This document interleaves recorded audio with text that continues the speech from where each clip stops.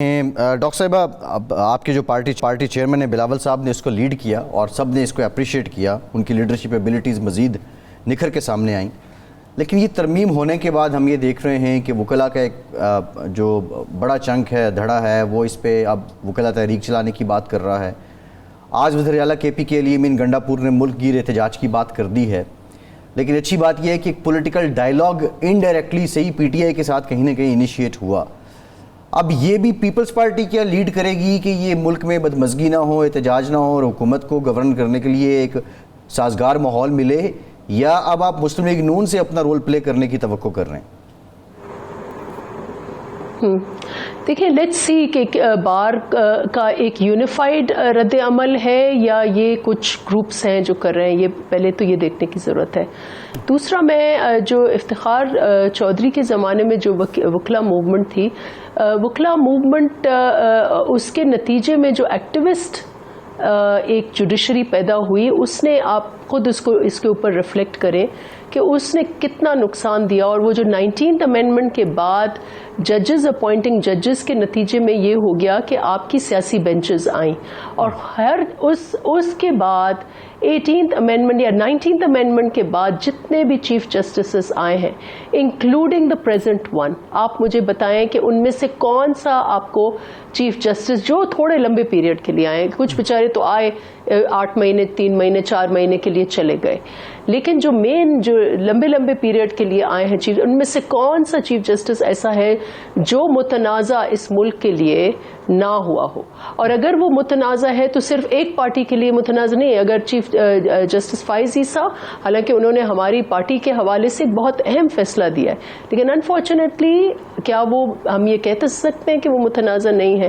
یا جسٹس ثاقب نثار، کیا وہ ہم کہہ سکتے ہیں کہ وہ متنازع نہیں ہے؟ اس سے پہلے افتخار چودھری، کیا ہم کہہ سکتے ہیں کہ وہ متنازع نہیں ہے؟ ہم یہ چاہتے ہیں کہ چیف جسٹسز ایسے ہوں کہ وہ اپنے بالکل ان کی انٹیگریٹی، ان کی ڈگنیٹی اور سپریم کورٹ کی ڈگنیٹی، انٹیگریٹی اور پاور، وہ ان کے فیصلوں سے آئے، وہ ان کے ریمارک سے نہیں آئے، وہ ٹکٹ سے نہیں آئے، وہ لائیو ٹرانسمیشن سے نہیں آئے۔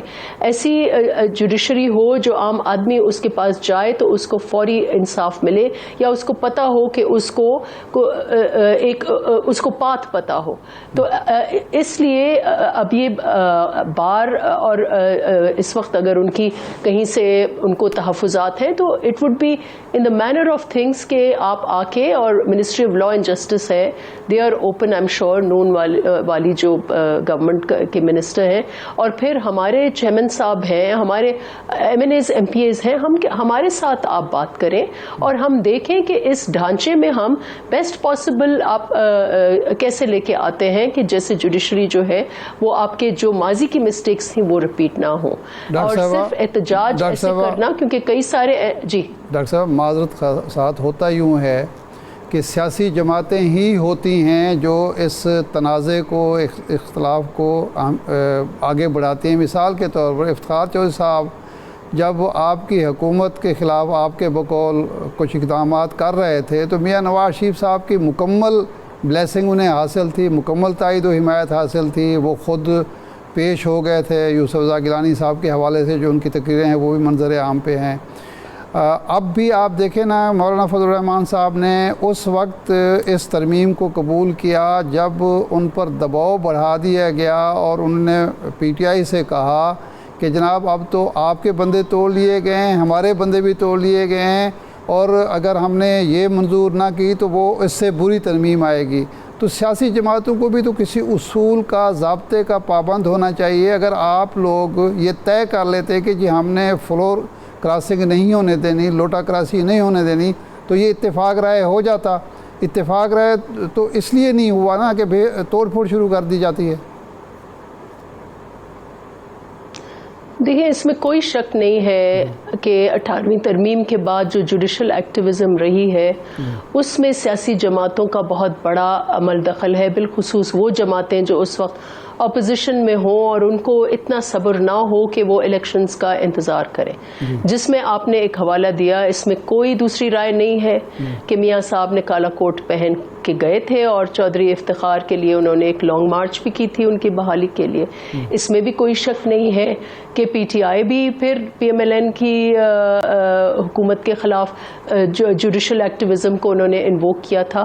اور یہی مسئلہ ہے کہ جو سیاسی جماعتیں ہیں وہ سیاسی کویسچنز جو ہیں جو ہمیں پارلیمان میں حل کرنے چاہیے, وہ الیکشنز کے حوالے سے, الیکشنز کی فری اینڈ فیئر ہونے کے حوالے سے ہوں, وہ اور پالیسی ایشوز ہوں, پولیٹیکل ایشوز ہوں. ہم یا تو اسٹریٹ پر چلے جاتے ہیں دھرنوں میں یا پھر ہم ججز کے دروازے کھٹکھٹاتے ہیں. تو اس میں کوئی شک نہیں ہے کہ سیاستدانوں کا یا سیاسی جماعتوں کا ماضی میں یہ جو جوڈیشل ایکٹیویزم رہی ہے اس کا عمل دخل ہے, لیکن اس کا یہ مطلب نہیں ہے کہ جوڈیشل ریسٹرینٹ نہ ہو. ججز کو بھی ضرورت ہے کہ وہ دیکھیں کہ اس کی کیا نوعیت ہے اور جو ہم فیصلے دے رہے ہیں اس کے کانسیکوینسز کیا ہیں. اور اسی کی وجہ سے آپ دیکھیں کہ آپ کا ملک جو ہے وہ ہر دفعہ ایک سیاسی زلزلے سے گزرتا ہے. ایک پرائم منسٹر کا گھر جانا, پھر دوسرے کا آنا, پھر تیسرے کا جانا. اس لیے جوڈیشل ریسٹرینٹ کی ضرورت ہے. اور اس لیے ہم لوگ کانسٹیٹیوشنل بینچ کی ہم نے اس لیے بات کی تھی کہ ایٹ لیسٹ جو بار بار سیاستدان یا سیاسی جماعتیں, اب میں تو نہیں روک سکتی, پی ٹی آئی والے 15 پٹیشنز کر لیں اس آئینی ترمیم کے خلاف, تو وہ اب چلے جائیں. تو اس کے لیے ایک ایسی مثبت بینچ ہو جس میں, اور اب اس وقت تو کیونکہ یہ پارلیمنٹ میں ایوری بڈی کین سی کہ یہ 26th امینڈمنٹ اس لیے آئی ہے کہ ہم یہ چاہتے ہیں کہ ایک توازن پیدا ہو جوڈیشل پاور میں, اور جوڈیشل پاور ایگزیکٹو پاور کو ڈیریل نہ کرے. اور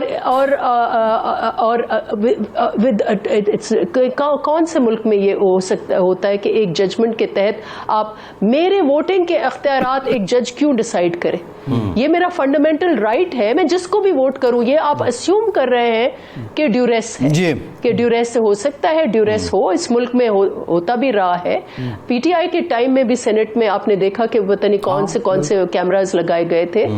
ہو سکتا ہے ڈیوریس ہو, لیکن کئی لوگ جو ہیں وہ اپنی ول سے بھی ووٹ, لیکن ڈاکٹر صاحب معاملہ یہ ہے تو وہ, لیکن ووٹ یہ مجھے بتائیں کہ یہ کون سے, مجھے صرف یہ بتائیں, یہ اتنی ریڈیکولس بات ہے کہ میرا ووٹ ایک عام آدمی کا فنڈامنٹل رائٹ ہے.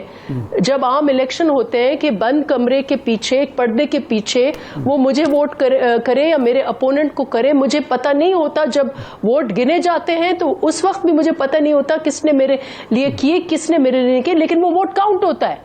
نہیں, لیکن ججمنٹ ہے کہ میں ایز اے پارلیمنٹیرین میرا ووٹ وزیر اعظم کے لیے جاتا ہے, میرا ووٹ اسپیکر کے لیے جاتا ہے, ڈیپیوٹی اسپیکر کے لیے جاتا ہے, آئینی ترمیم کے لیے جاتا ہے. یہ کیسا ہوگا کہ میرا ووٹ کاؤنٹ ہی نہیں ہوگا؟ کیوں نہیں کاؤنٹ ہوگا؟ نہیں, لیکن جب آپ نے, اور who is a judge to decide? Who is a judge to decide کہ میرا ووٹ کاؤنٹ نہیں ہوگا؟ کیوں نہیں کاؤنٹ ہوگا؟ ڈاکٹر صاحبہ, جب آپ نے 51 میں یہ رکھ دیا کہ کوئی شخص جو پارٹی پالیسی کے خلاف ووٹ دے گا, ضمیر کے مطابق ووٹ دے گا آپ کے بقول, وہ ڈسکوالیفائی ہو جائے گا.